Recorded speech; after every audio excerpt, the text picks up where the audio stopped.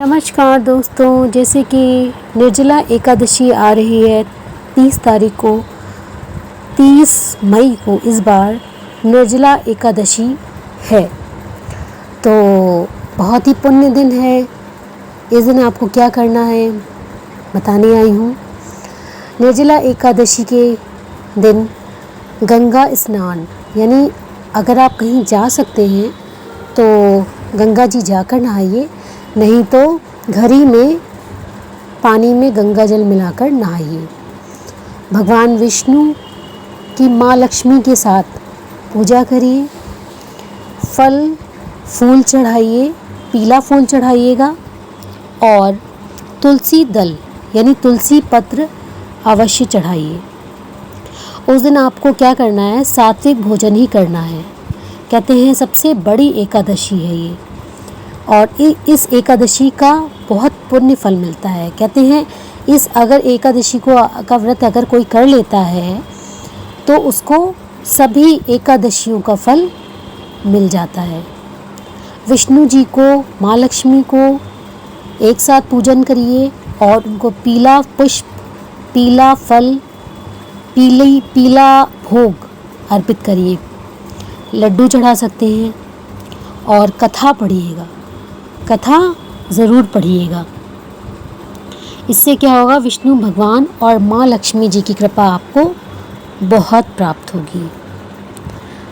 और कथा ज़रूर पढ़िएगा। तो कथा मैं आपको सुना देती हूँ। प्राचीन काल की बात है, एक बार भीम ने वेद व्यास जी से कहा कि उनकी माता और सभी भाई एकादशी का व्रत रखने का सुझाव देते हैं, लेकिन उनके लिए कहाँ संभव है कि पूजा पाठ कर सकें, व्रत में भूखा भी नहीं रह सकते। इस पर वेद व्यास जी ने कहा कि भीम, अगर तुम नरक और स्वर्ग लोक के बारे में जानते हो तो हर माह को आने वाली एकादशी के दिन अन्न मत ग्रहण करो। तब भीम ने कहा कि पूरे वर्ष में कोई एक व्रत नहीं रहा जा सकता क्या? हर माह व्रत करना संभव नहीं है, क्योंकि उन्हें भूख बहुत लगती थी। भीम ने वेद व्यास जी से निवेदन किया कि कोई ऐसा व्रत बताइए जो पूरे एक साल में एक ही दिन रखना हो और उससे स्वर्ग की प्राप्ति भी हो जाए। तब व्यास जी ने भीम को ज्येष्ठ मास के शुक्ल पक्ष की एकादशी के व्रत के बारे में बताया। उन्होंने कहा, यह निर्जला एकादशी व्रत होता है और इसमें अन्न और जल का त्याग किया जाता है। द्वादशी को सूर्योदय के बाद स्नान करके ब्राह्मण को दान देकर उसको भोजन कराकर फिर स्वयं व्रत का पालन किया जाता है, अर्थात तब भोजन ग्रहण करना है।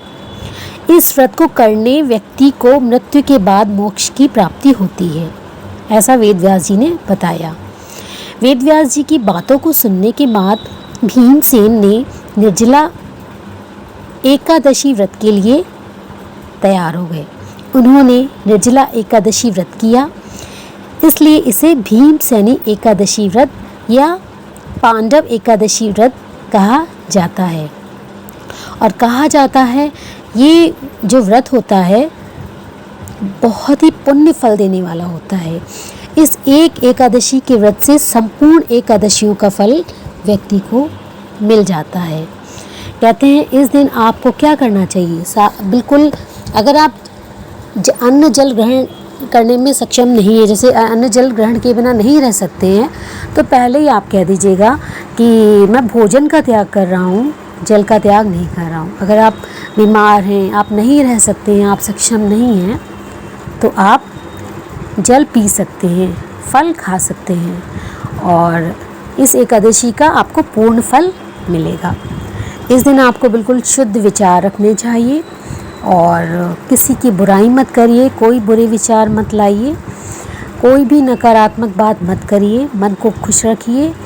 मन में ओम नमो भगवते वासुदेवाय इस मंत्र का वाचन करते रहिए, मनन करते रहिए। मन ही मन अगर आप बोलते रहेंगे, कोई ज़रूरी नहीं है संख्या से कि 108 बार करना है।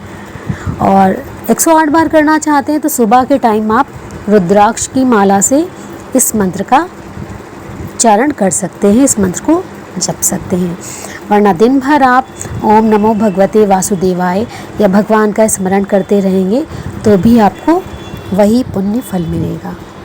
तो 30 मई की है इस बार निर्जला एकादशी, बहुत ही खास एकादशी है।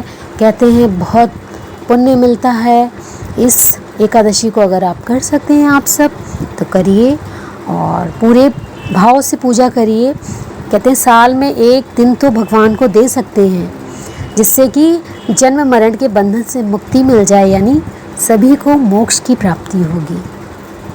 और इसका जो वेदों में उपनिषदों में वर्णन है कि इसको करने से आपके पुरखे भी तर जाएंगे और आपके आने वाली पीढ़ी भी तर जाएगी और इसका फल आपके बच्चों को मिलेगा। तो अगर आप इस एकादशी का व्रत करते हैं तो अक्षय पुण्य फलों की प्राप्ति होगी। और करके देखिए, कर सकते हैं तो करके देखिए, नहीं तो भगवान की पूजा अर्चना तो अवश्य करिएगा। विष्णु भगवान के साथ लक्ष्मी माँ की पूजा करिएगा, पीला भोग लगाइएगा, पीला पुष्प चढ़ाइएगा, ओम नमो भगवते वासुदेवाय का मंत्र का जाप करिएगा और किसी की बुराई मत करिएगा, ना किसी की बुराई सुनिएगा इस दिन।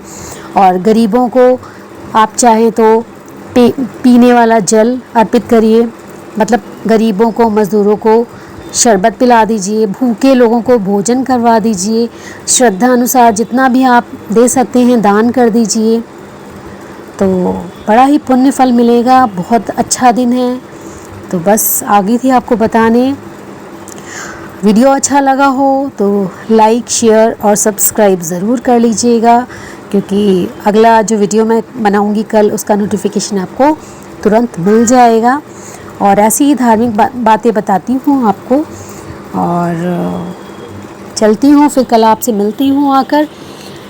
वीडियो को लाइक, शेयर, सब्सक्राइब ज़रूर कर लीजिएगा, शेयर ज़रूर करिएगा जिससे सभी को पता लग जाए कि निर्जला एकादशी कब है। क्योंकि कुछ लोग कह रहे हैं 29 को है, कुछ लोग कह रहे हैं 30 है, लेकिन नहीं, 30 तारीख को ही निर्जला एकादशी का व्रत है। तो ये कन्फ्यूजन मत रखिएगा। मिलती हूँ एक अन्य वीडियो के साथ, तब तक के लिए राधे राधे।